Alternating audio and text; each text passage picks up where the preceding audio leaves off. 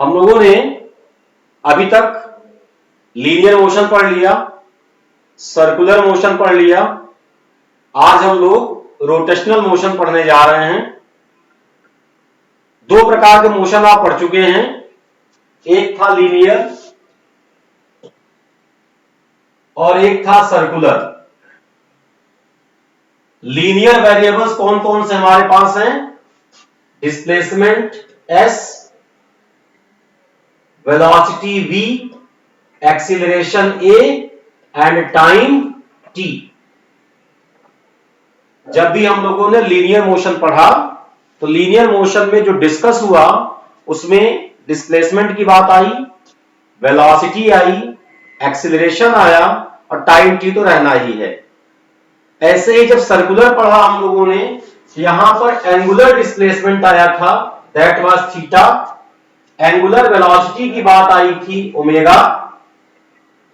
Angular acceleration की बात आएगी, दैट इज अल्फा। और टाइम t आपका रहेगा। लीनियर में आपने रिलेशन क्या क्या पढ़े थे?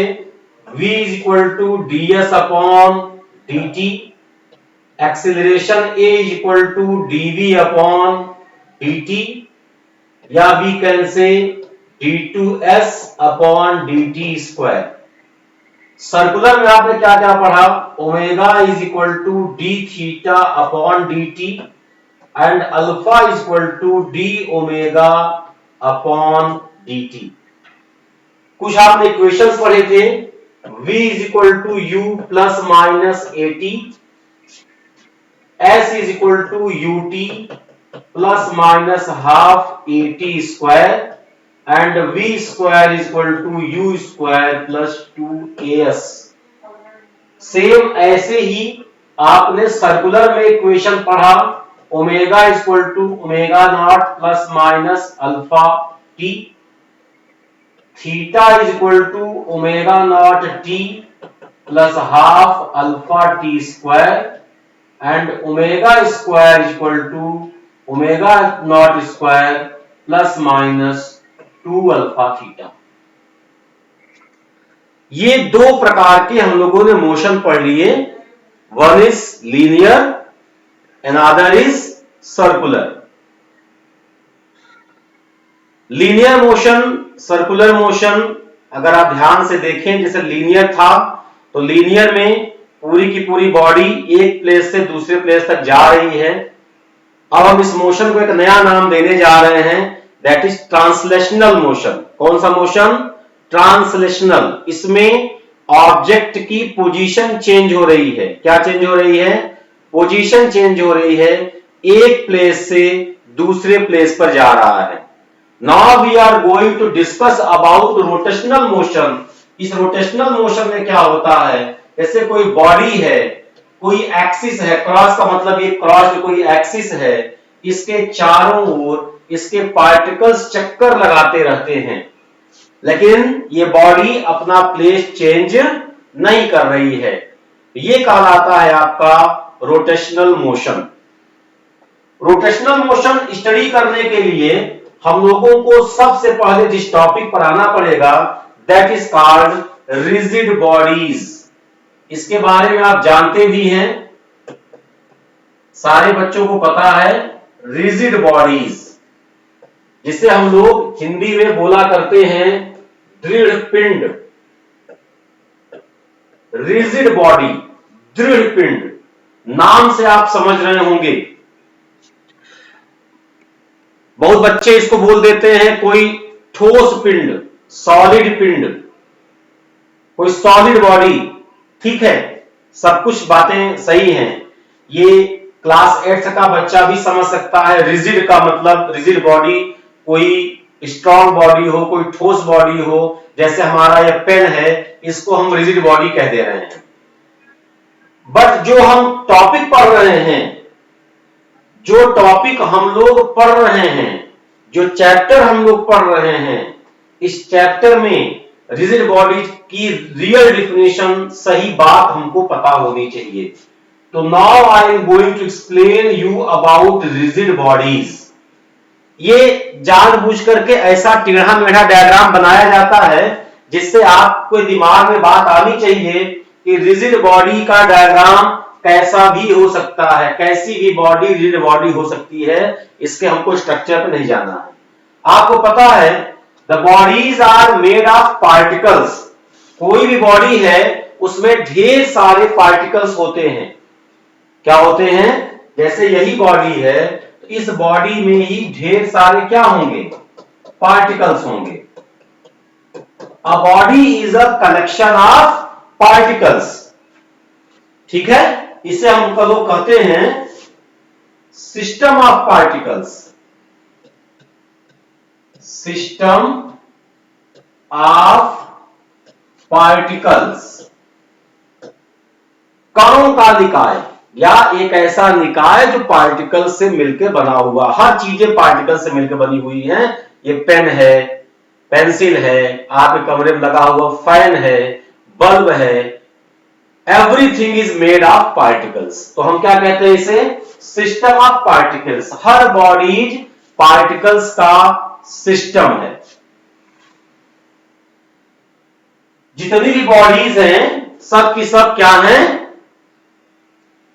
पार्टिकल्स का सिस्टम है, सिस्टम ऑफ पार्टिकल्स हैं। इंपॉर्टेंट बात क्या है? We can say system of particles, ऐसा सिस्टम ऑफ पार्टिकल्स इन विच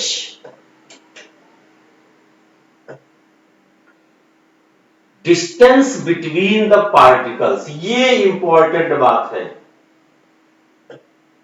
कणों के बीच की दूरी, डिस्टेंस बिटवीन पार्टिकल्स, कणों के बीच की दूरी हमेशा कांस्टेंट रहती है, चेंज नहीं होती है।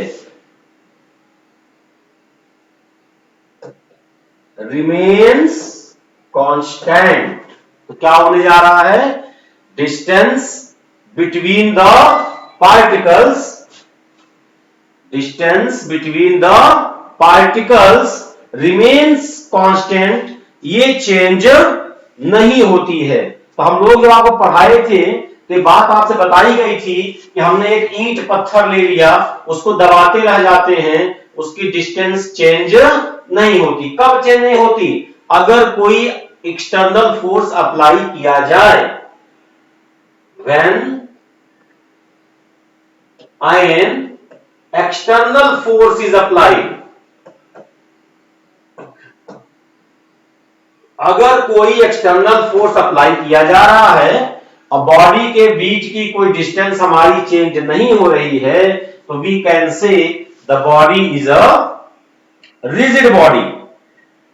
Body is a rigid body means इसका शेप,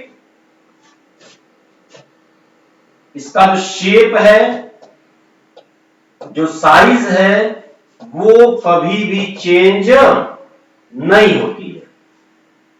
बॉडी की शेप, बॉडी की साइज, ये दोनों की दोनों चेंज होने वाली नहीं है। ठीक है ना? जब आपने एक्सटर्नल फोर्स अप्लाई किया तो we can say during the motion, क्योंकि हम लोग मोशन पढ़ने चल रहे हैं। ड्यूरिंग द मोशन, ये शब्द भी हम जोड़ सकते हैं, चाहे एक्सटर्नल फोर्स जोड़ दें, चाहे हम किसकी बात करें? During the motion. मोशन के समय हम एक ऐसा मोशन पढ़ने चल रहे हैं। आप गीली मिट्टी ले लीजिए, गीली मिट्टी को आप फेंक दीजिए, जमीन पे टकराएगी, ऑटोमेटिक उसका शेप और साइज सबका सब क्या होगा? चेंज हो जाएगा। तो शेप और साइज चेंज नहीं होनी चाहिए। ये तो बहुत छोटी सी बात हो गई कि इन दोनों के बीच का डिस्टेंस, इन दोनों के बीच का डिस्टेंस, इसका डिस्टेंस चेंज नहीं होना चाहिए। फॉर एग्जाम्पल, आप एग्जाम्पल दे दें, तो मैं जिस पेन से लिख रहा हूं वो पेन एक एग्जाम्पल है, आपके कमरे में लगा हुआ फैन एग्जाम्पल है, आप ब्रिक्स की बात करें, ये ईंट पत्थर स्टोन्स की बात करें, तो ये सब क्या हैं? आपकी रिजिड बॉडीज हैं। क्या है ये? रिजिड बॉडीज हैं। नोट कर लिया होगा ठीक आपने, स्क्रीन पास करके नोट कर लीजिएगा। अब कैसी बॉडीज रिजिड बॉडीज नहीं होंगी? आवर बॉडी, हमारा शरीर, अगर आप हमारे शरीर को देखें तो जैसे ही बॉडी मोशन आएगा, हाथ पैर हमारे हिलते डुलते रहेंगे, पूरा का पूरा शेप और साइज हमारी बॉडी का चेंज होता रहता है। लोग पैर और अपना सर आपस में टच करा लेते हैं। Our body is not a rigid body, ये ध्यान रखिएगा। एग्जाम्पल और ले लें, एक बॉडी, ये दूसरी बॉडी, और दोनों को स्प्रिंग से जोड़ दिया। किससे जोड़ दिया? स्प्रिंग से जोड़ दिया। तो we can say spring mass system, spring mass system is not a rigid body. Spring mass system is not a rigid body. तो रिजिड बॉडी को पहचानने का जो सबसे अच्छा मेथड है, मैं अब उस पर आना चाह रहा हूं। सच ये है कि रिजिड बॉडी वो बॉडी है जिसके किसी भी दो पार्टिकल्स के बीच में वेलोसिटी ऑफ सेपरेशन ना हो या वेलोसिटी ऑफ अप्रोच। अगर हम बात करें तो किसी भी दो पार्टिकल्स के बीच में वेलोसिटी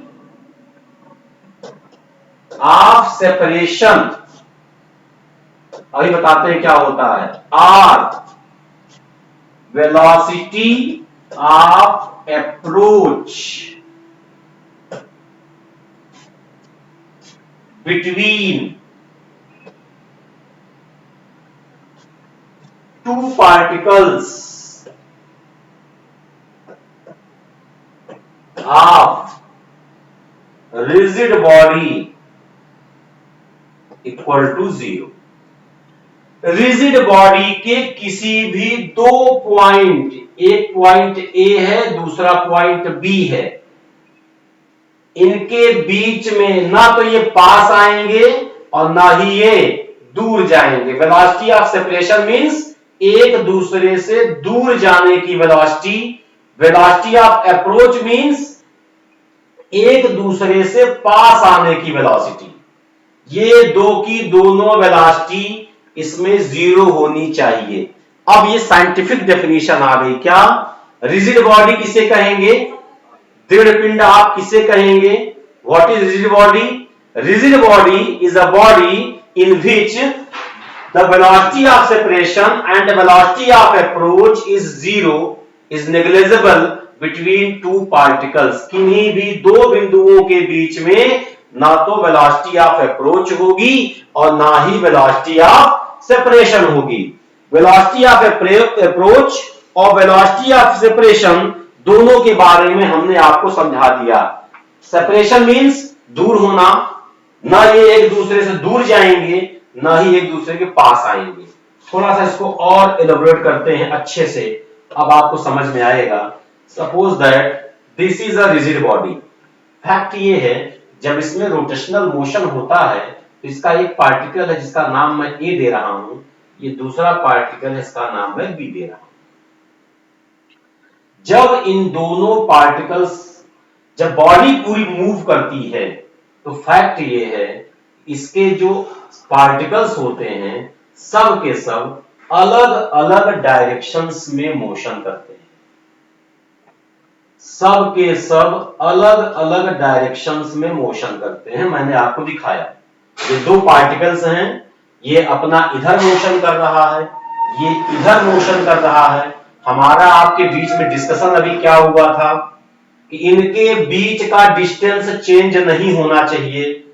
तो आपके दिमाग में क्वेश्चन आ सकता है कि जब ये इधर भाग रहा है, ये इधर भाग रहा है, मे भी थोड़ी देर के बाद इनके बीच में गैप आ जाए।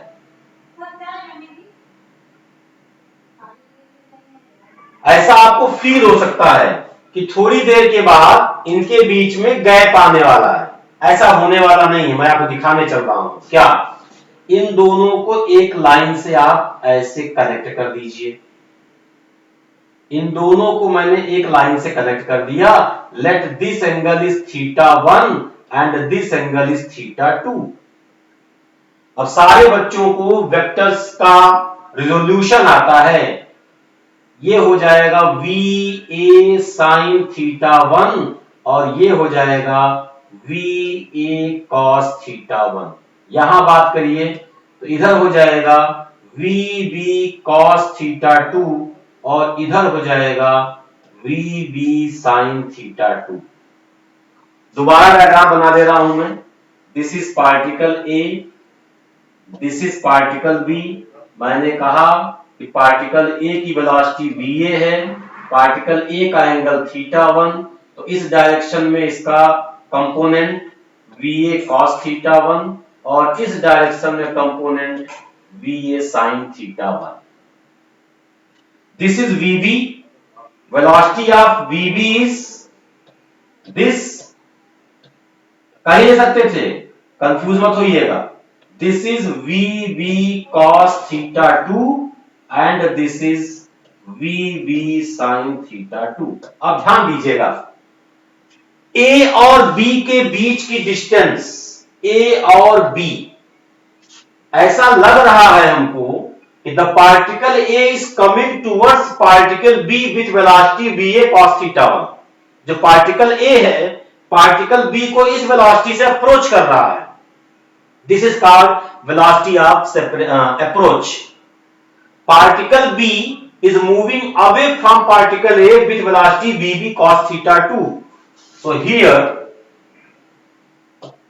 फॉर रिजिड बॉडी, अगर ये बॉडी रिजिड है, if this body is rigid body, then we a cos theta 1 must be equal to VB cos theta 2। ये मैं आपको बताना चाह रहा हूं। दोनों की वेलोसिटी सेम होगी तभी तो उनके बीच की डिस्टेंस में चेंज नहीं आएगा। यही बताना चाह रहा हूं मैं कि जिस वेलोसिटी से ए बी की ओर जा रहा है उसी वेलोसिटी से बी ए से दूर जाना चाह रहा है। So this distance always remains constant, or we can say, और अगर आपसे कोई पूछे what is the velocity of approach, तो ध्यान से देखिए, a जो है वो b की ओर जा रहा है, किस वेलोसिटी से, va cos theta 1, but b is moving away with velocity vb cos theta 2। So this is the real velocity of approach, va cos theta 1 minus vb cos theta 2, and the value should be क्या, 0। This is the real definition of rigid bodies। क्या definition है इसके, किन्हीं दो particles के बीच में velocity of separation, velocity of approach must be 0। एक दूसरे के बीच में कोई रिलेटिव मोशन नहीं होना चाहिए। ठीक है, आइए देखते हैं आगे हम लोग। अब यहां पर हम बात करने चल रहे हैं रिजिड बॉडी का मोशन। अगर हम रिजिड बॉडी के मोशन की बात करें तो इस मोशन को हम लोग 3 पार्ट में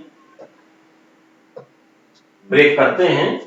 सबसे पहला तो आप लोगों ने पढ़ा ट्रांसलेशनल मोशन, जिसे मैं लिखने जा रहा हूं प्योर ट्रांसलेशनल, स्थानांतरीय गति, और अच्छा लिखना हो तो शुद्ध स्थानांतरीय गति। ट्रांसलेशनल मोशन जिसमें बॉडी एक प्लेस से दूसरे प्लेस पर जाती है। दूसरा जो हम पढ़ने चल रहे हैं प्योर रोटेशनल, शुद्ध रोटेशनल मोशन, शुद्ध घूर्णन। बताया along any axis, किसी एक्सिस के along इसके पार्टिकल्स ऐसे घूमते रहेंगे, सर्कुलर पाथ पर मोशन करते रहते हैं, दैट इज प्योर रोटेशनल। और तीसरा क्या है, ट्रांसलेशनल प्लस रोटेशनल। हम लोग दोनों का मिक्स भी पढ़ेंगे। सबसे अच्छा फील वही आता है, सबसे रियल मोशन यही वाला पढ़ने की जरूरत ही है। इसे हम पढ़ चुके, इसे हम पढ़ने चल रहे हैं। जब पहले इसे पढ़ लेंगे, इसके बारे में जान लेंगे, फिर हम दोनों को क्या करेंगे, हम दोनों को कंबाइन करेंगे। ये ग्राफ आप बना लीजिए, इसको नोट कर लीजिए। हम आप दोनों को अलग अलग समझ लेते हैं। आप पढ़ते हैं ट्रांसलेशनल मोशन, तो the next heading is pure translational. थोड़ा सा रिवीजन भी मैं करने जा रहा हूं। ये आप लोगों ने अभी तक जो मोशन पढ़ा था उसमें ट्रांसलेशनल मोशन ही हम लोग पढ़ रहे हैं। कोई बॉडी एक प्लेस से दूसरी प्लेस पे जा रही है, जैसे कोई, आप ये एग्जांपल देखते हैं हम लोग, ये एक बॉडी है, यहां से चल करके यहां तक पहुंच गई। तो यहां पर ध्यान देने वाली बात ये होती है कि इस बॉडी में जितने भी पार्टिकल हैं,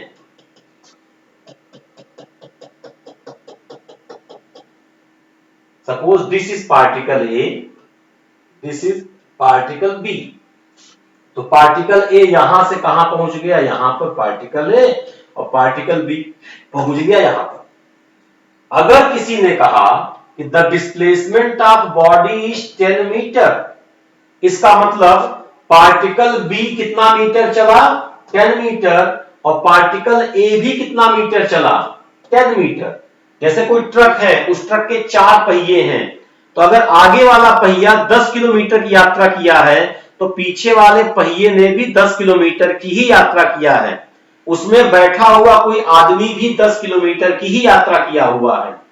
तो ये कहलाता है आपका ट्रांसलेशनल मोशन, ऐसा मोशन जिसमें बॉडी का हर पार्टिकल का जो डिस्प्लेसमेंट होता है वो सेम होता है, उसे हम लोग बोलते हैं ट्रांसलेशनल मोशन। वेलोसिटी जो होती है सबकी सेम होती है, एक्सीलरेशन जो होता है सबका सेम हो सकता है। मींस यू कैन से इन translational motion displacement of each particle, her particle का डिस्प्लेसमेंट। आई थिंक वीडियो बीच बीच में रुक रहा होगा, आप परेशान मत होइएगा, कनेक्टेड रहिएगा, अपने आप रिकनेक्ट हो जाता है इंटरनेट प्रॉब्लम से। तो किसी भी पार्टिकल का डिस्प्लेसमेंट आपको निकालना है। Displacement of any particle should be equal to displacement of centre of मास।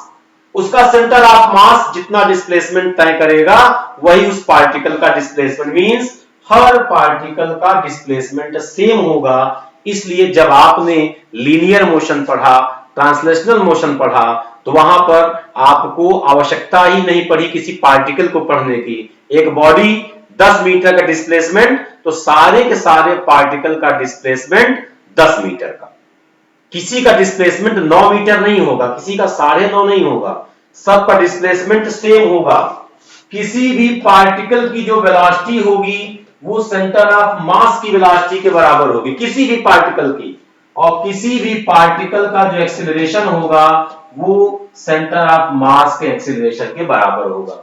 अगर ऐसा ना होता, सबकी वेलोसिटी अलग अलग होती, तो 10 किलोमीटर चलने के बाद ट्रक का 2 पहिया आगे निकल जाता टूट करके, या फिर ट्रक की क्या लंबाई बढ़ जाती है। जितनी लंबी ट्रेन इलाहाबाद से चलती है उतनी ही लंबी ट्रेन दिल्ली तक पहुंचती है। ट्रेन की लंबाई में कोई डिफरेंस आने वाला नहीं है। ट्रेन का इंजन अगर 600 किलोमीटर की दूरी तय करता है, तो ट्रेन का जो गार्ड वाला डिब्बा है वो भी 600 किलोमीटर की ही दूरी तय करेगा। ठीक है, तो this type of motion is called pure translational motion. ये थोड़ा सा रिवीजन था क्योंकि आप लोगों ने अभी तक पढ़ा हुआ था इसके बारे में। अब हम लोग बात करने चल रहे हैं प्योर। और अगर यहीं पर बात करेंगे फोर्स की, हमने आपको डिस्प्लेसमेंट बता दिया, हमने आपको वेलोसिटी बता दी, हमने आपको एक्सीलरेशन बता दिया। तो जो अगर कोई एक्सटर्नल फोर्स आपने लगा दिया, अगर आपने यहां पर कोई एक्सटर्नल फोर्स लगाया, तो ध्यान से देखिए यहां पर क्या होने वाला है। पहले पार्टिकल पर m1a1, दूसरे पार्टिकल पर m2a2 and so on, nth particle mn अभी आपने क्या पढ़ा, जो a1 है वही acm है, जो a2 है वही acm है, कहां तक, n पार्टिकल तक। मीन्स यू कैन से, अगर आप acm को कॉमन ले लें तो m1 plus m2 plus mn, और बाहर निकाल दिया acm को, you can say total mass into acceleration.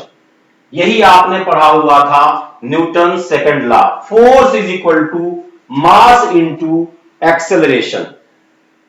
तमाम चीजें हम लोग पढ़ चुके इसके बारे में, मोमेंटम पढ़ चुके, काइनेटिक एनर्जी पढ़ चुके। अब इसके बारे में अगर पीछे जाएंगे टाइम खराब होगा। अब हम बात करने चल रहे हैं आपसे रोटेशनल मोशन की। किसकी बात करने चल रहे हैं, रोटेशनल मोशन। इसे आप लोग नोट कर लें। अब हम बात करेंगे pure rotational motion.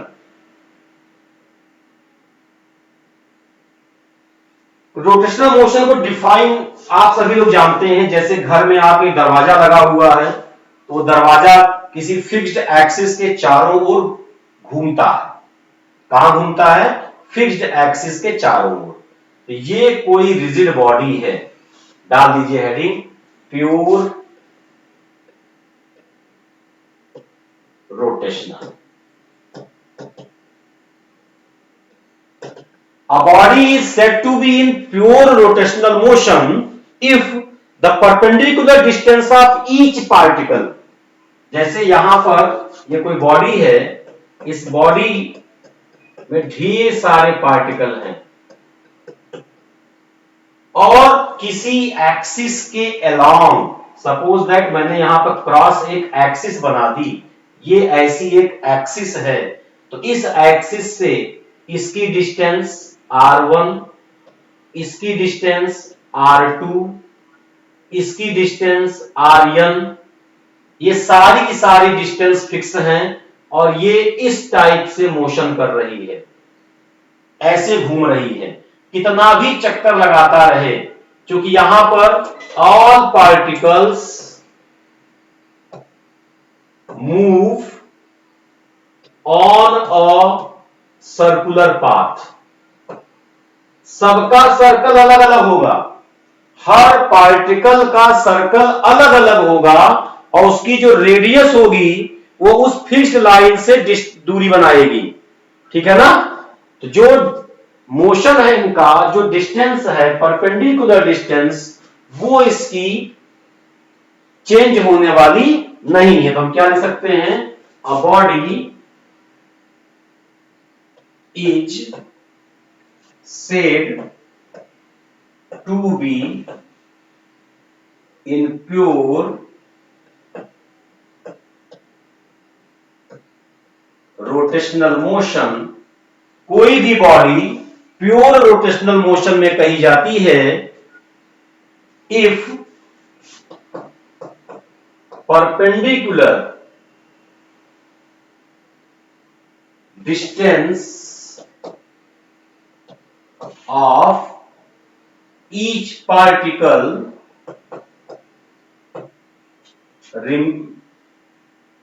with a fixed line or fixed point remains constant।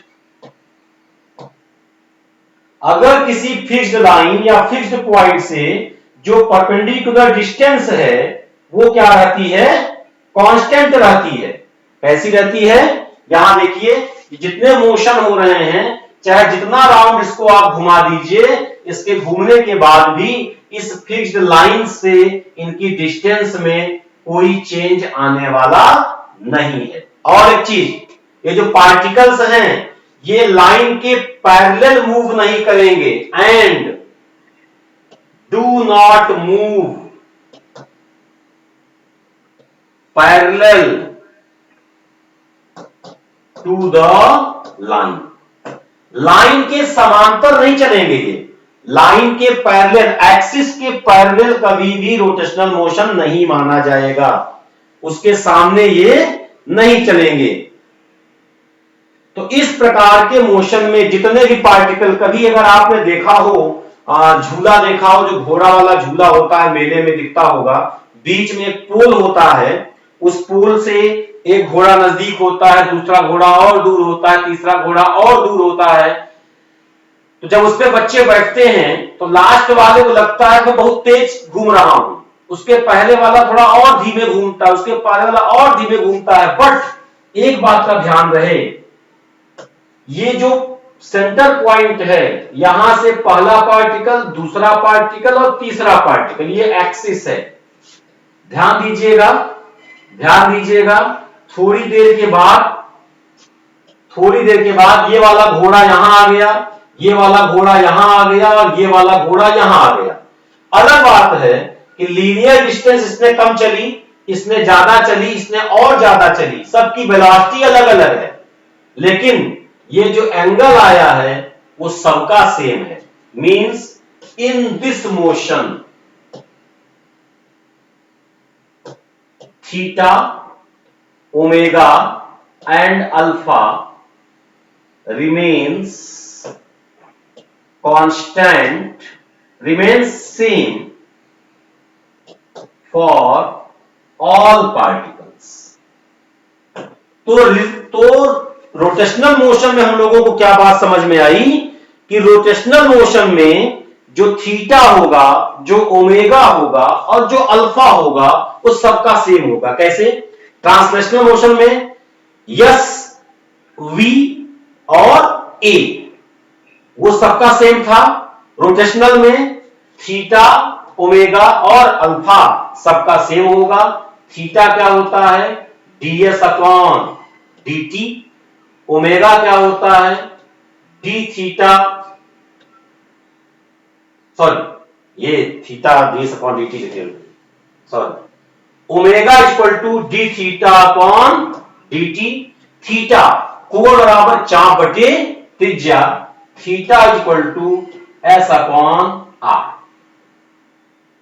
Theta equal to S upon, जिसकी रेडियस ज्यादा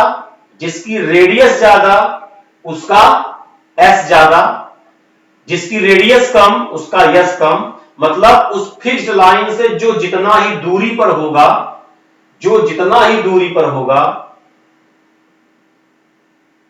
उसका डिस्प्लेसमेंट उतना ही ज्यादा होगा। थोड़ा सा नेट कनेक्शन डिस्टर्ब कर रहा है। Omega equal to D theta by dt हम लोग पढ़ चुके हैं। थीटा का वैल्यू एस अपॉन आर, आपका रिलेशन है, ओमेगा का रिलेशन, बी का रिलेशन आप लोगों ने पढ़ा है। v equal to R omega, means v differ होता है, डिफरेंट फॉर ऑल पार्टिकल्स। ये ध्यान रखिएगा, हर पार्टिकल की वेलोसिटी अलग अलग होगी। अलग बात है कि सबका ओमेगा सेम है। तो this is the relation between rotational motion and translational motion. तो हम लोग इसी पर आगे की अपनी पढ़ाई कंटिन्यू करने चल रहे हैं कि अगर हम लोगों के पास ट्रांसलेशनल मोशन हो, रोटेशनल मोशन हो। ट्रांसलेशनल हम लोग पढ़ चुके हैं, अब हम लोग बात कर रहे हैं रोटेशन की। किसकी बात कर रहे हैं? रोटेशन की। जब हम रोटेशन पढ़ लेंगे तो हम रोटेशन पढ़ने के बाद हम लोग स्टार्ट करेंगे combination of rotation plus translation. लेकिन अब हम लोगों को पढ़ना है rotational motion. Now we are going to start rotational motion. Rotational motion जैसे आप लोगों ने ट्रांसलेशनल मोशन पढ़ा हुआ था, तो ट्रांसलेशनल मोशन में हम लोगों के पास एक फार्मूला था, force is equal to mass into acceleration. वहां पर मास की आवश्यकता पड़ती थी। यहां पर जो रोल वहां पर मास का था, वो रोल यहां पर एक नई क्वांटिटी है जिसे हम कहने चल रहे हैं मोमेंट ऑफ इनर्शिया। ये इंपॉर्टेंट है। जैसे सबसे पहले आपने मास पढ़ा, मास पढ़ने के बाद Newton second law force equal to mass into acceleration आपने पढ़ा। सेम वही कहानी यहां पर है, आपको पढ़ना है मोमेंट ऑफ इनर्शिया। पूरे के पूरे रोटेशन में मोमेंट ऑफ इनर्शिया का रोल है, जो ट्रांसलेशनल मोशन में मास का रोल था। किसका रोल था? मास का रोल था। वही रोल यहां पर मोमेंट ऑफ इनर्शिया का है। फर्क क्या है? फर्क यह है, ये कोई रॉड है, इस रॉड का टोटल मास कैपिटल M है, बट इसका जो टोटल मास है, टोटल मास कैपिटल M है।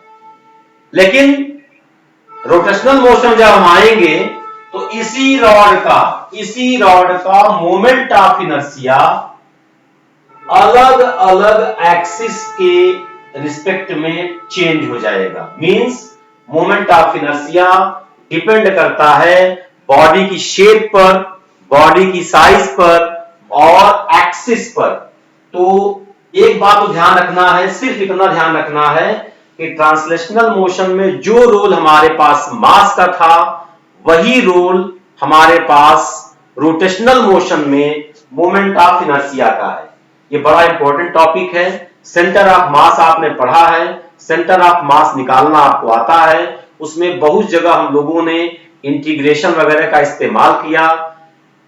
जो मेथड सेंटर ऑफ मास में लगाए थे, उन मेथड्स की जरूरत यहां पर पड़ेगी, इसीलिए हमने थोड़ा सा सेंटर ऑफ मास को अच्छे से पढ़ाने का आपको प्रयास किया। तो अब बात करने चल रहा है मोमेंट ऑफ इनर्शिया की। तो ये ऑब्जेक्ट की प्रॉपर्टी है। क्या है? ये प्रॉपर्टी है। आप थोड़ा सा याद करिए, मैंने आपको कहानी बताई थी। ये एक बड़ा सा ट्रक है और ये छोटी सी कार है। बस को चलाने के लिए और कार को चलाने के लिए दोनों को अलग अलग फोर्सेस की जरूरत थी। तो जो बस को चलाने के लिए फोर्स था, that should be greater than force required to move the car. Cycle को खींचने के लिए कम फोर्स की जरूरत है, मोटरसाइकिल को खींचने के लिए ज्यादा फोर्स की जरूरत है। या एक ही वेलोसिटी से कार आ रही है, एक ही वेलोसिटी से ट्रक आ रही है, उन दोनों को भी रोकने में अलग अलग प्रकार के फोर्सेस की जरूरत थी। वहां हम लोगों ने पढ़ा था इनर्शिया। क्या पढ़ा था? Inertia, inertia of the body. और वहीं से हमने आपको इनर्शियल मास समझाया था, जिसमें जितना ज्यादा मास होगा उसके स्टेट को चेंज करने में, what do mean by state? State of rest और स्टेट ऑफ मोशन। अगर कोई बॉडी रुकी हुई है तो उसको चलाने के लिए फोर्स हम लगाएंगे, that is called force required to change the state. वही कहानी यहां पर है। किसी बॉडी को रोटेशनल मोशन करना है। कौन सा मोशन करना है? Rotational motion. इसको चलाना है, ठीक है ना? या चलती हुई बॉडी को रोकना है। वो किस पे डिपेंड करेगा? Moment of inertia. तो moment of inertia is the property of the body,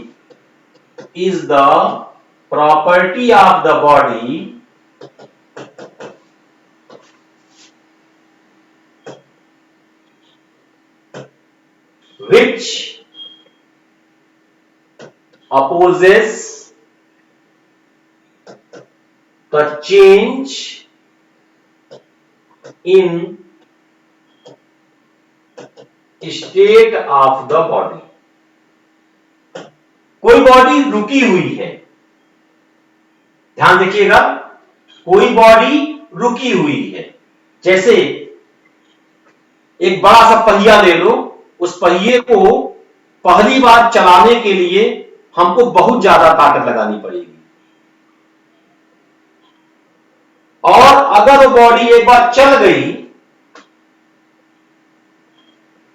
तो उसको रोकने के लिए भी हमको उतनी ही